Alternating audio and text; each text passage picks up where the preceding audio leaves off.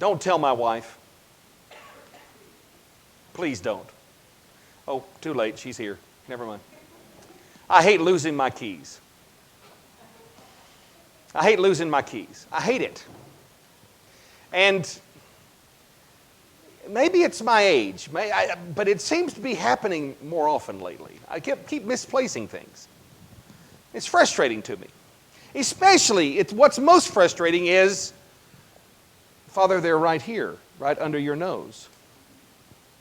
And it's amazing. I can walk by something over it. Maybe, am I the only person here? Please don't tell me I'm not. Please don't tell me I'm the only person. I'm the only person. Blast it. I hate it. I knew that was the truth. Walk by and see the same thing over and over and over again, and your eyes go, can I use this phrase? Your eyes go deaf to what you see all the time. Isn't that interesting?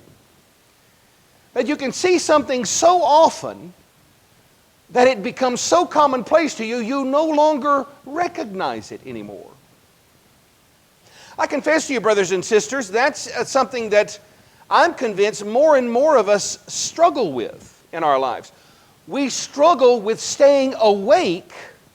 We struggle with staying attentive to everyday life. Where is my iPad? It's right under your nose, Father, right where you left it. I've looked at it 15 times and still, where is it? What does that say about us? What does that say about our attentiveness? Well, I think it says several things. First off, we live in an age of absolute sensory overload. We live in an age of absolute sensory overload. And just let me explain to you like this. When I grew up in the rural part of the metro Atlanta area. But I remember when I was journeying to Orthodoxy, we took a trip to upstate New York, and we stayed at a monastery in upstate New York. Now, I'm a good little old southern boy. I ain't never been that far up above the Mason-Dixon line. I confess to you, I felt like a stranger in a strange land. I'm going to be honest with you. But in the evening, among all of those wonderful, beautiful birch trees, and this quiet monastery, I looked up at the sky, and I saw more stars than I had ever seen before in my life. It took my breath away. Growing up in the metro Atlanta area with all of the light pollution, isn't that interesting? What an interesting phrase, light pollution. With all of the lights that we have in the city, we can't see the stars, even though they're there. So in an age where we are constantly having our senses stimulated by little screens everywhere. I don't know if anybody ever heard of a smartphone or an iPad or anything like that. Kids nowadays are getting neck problems in their lives because they're like this. They walk around like this. Does anybody see a disaster waiting to happen with this? Because our senses are so drunk, watch this, folks, because our senses are so intoxicated by modern life, and we're being bombarded all the time. You get in the car, and automatically the radio is on or something, and the news is on. People are pinging you. They're sending you messages. They're sending you notes, and you're getting notices. You've got mail. No, that's not anymore. That's old, right? But the reality is, we live in a sensory intoxicated society. So much so that we find it easier and easier to go blind to everything around us. Isn't that amazing? To have an abundance of something makes you inoculated against it. Isn't that fascinating? It's the reason why, brothers and sisters, over and over again, your Orthodox faith uses a wonderful Greek word, Prost Common. You know what that means? Give your attention. Pay attention. Wake up. Several times in the liturgy, we will hear Prost Common. We will hear, give your attention. Let us be attentive. Because, ladies and gentlemen, An inattentive life is a life that is being lived on automatic pilot and is in danger of going down a street you never expected to go. How many of you ever had your life go off the rails or get so disconnected because you've been living on automatic pilot and you find yourself in a place you never expected to be? It's the reason why the center of normal Orthodox Christian life and normal Orthodox Christian spirituality is the concept of nipsis, wakefulness. To be awake means that I am aware of my surroundings, I am aware of my life, I can see the pitfalls in my life coming towards me. I'm not surprised by life. Life doesn't catch me off guard. I'm not given a left hook by life because I'm watching. I'm awake. I'm aware. But in our busyness, in our overextended schedules, let me change that. In my busyness, in my overextended schedule, in my intoxicated sensory events in my life, I find myself going to sleep and being unaware of life around me. It's a terrible thing, brothers and sisters, to wake up and find yourself 50-something years old and looking back and wondering, where in heaven's name has the time gone? And that can only happen, my brothers and sisters, if we find ourselves inattentive. So what does the church do for us?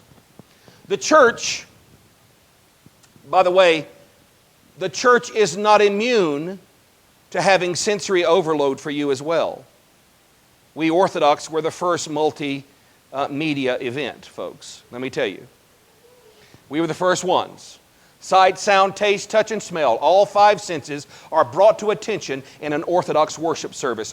Why? To wake you up. So on today, the first Sunday of Great Lent, we have the Sunday of Orthodoxy, where we commemorate the restoration of the holy icons in the veneration of the church. There was over 100 years where there was a genuine war where saints of God lost their lives protecting the theology that we can have icons in our church. It was a brutal, brutal time of persecution of the Orthodox faith. But on this Sunday, we commemorate the restoration of the holy icons in the church. And I ask you, why is that important to us? Because, brothers and sisters, our invisible God has become visible to get your attention.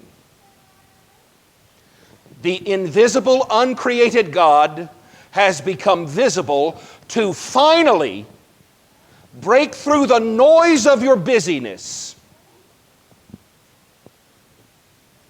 and get your attention. Because a life that is lived asleep is a life that will come to its end shocked as to what it will see on the other side. But a life that has been lived attentively is a life that is prepared to enjoy God forever. How do we do that? Well, we use physical things. We use visible things. Because you and I are physical beings. You really are, by the way. Look in the mirror. I can prove it to you. You're a physical being. You're made of flesh and blood. You have a spirit inside of you. Your whole person is meant to be orthodox, not just your soul. When I was growing up, I heard all the time, God wants to save our souls. God wants to save our souls. And that's true, but God wants to save the rest of you too, including your toenails. Everything. God wants you. He doesn't just want part of you. He doesn't want just one aspect of you. He doesn't just want your intellect. He doesn't just want your feelings. God wants you body, soul, and spirit.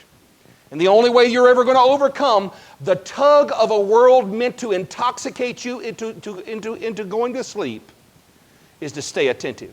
So the church uses visual cues. The church uses the priest dressed in vestments. By the way, you know these are your clothes, not just mine, right? You know that, right? I'm the priest here, which means I represent you to God and I represent God to you. These are your clothes. You dress me this way.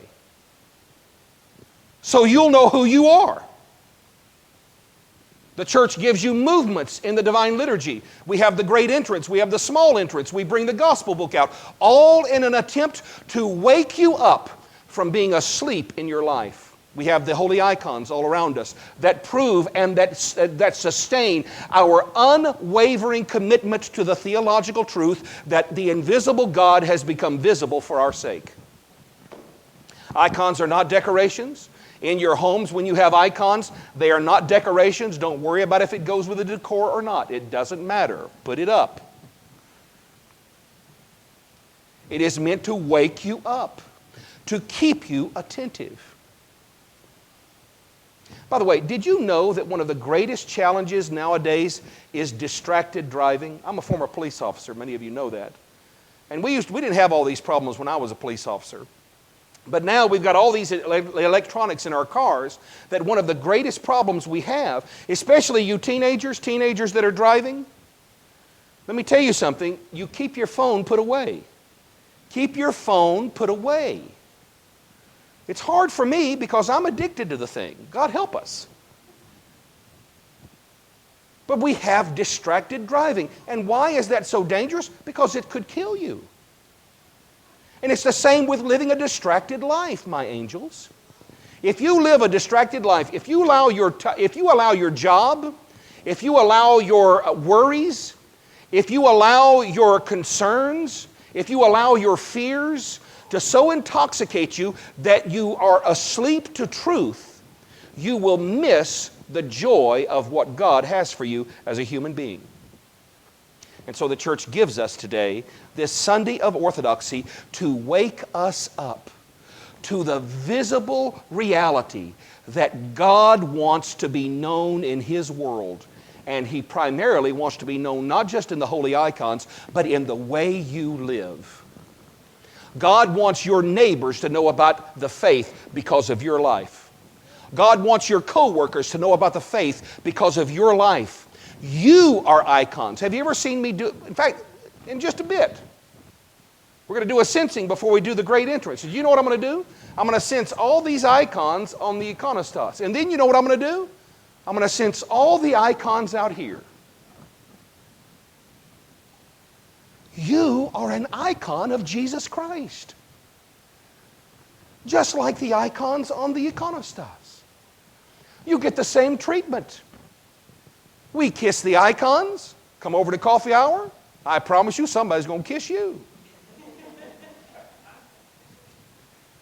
Why do we do that? So that we won't be asleep to the truth of who we really are. My angels, haven't you wasted enough time asleep to the truth of your dignity and your salvation because of all of the busy stuff that you're doing that you don't take time to do what's most important? Aren't you tired of that? Isn't it time to wake up?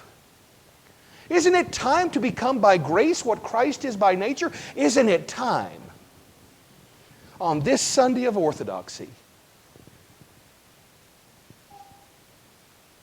to make God visible in your home, your job, your world, your community?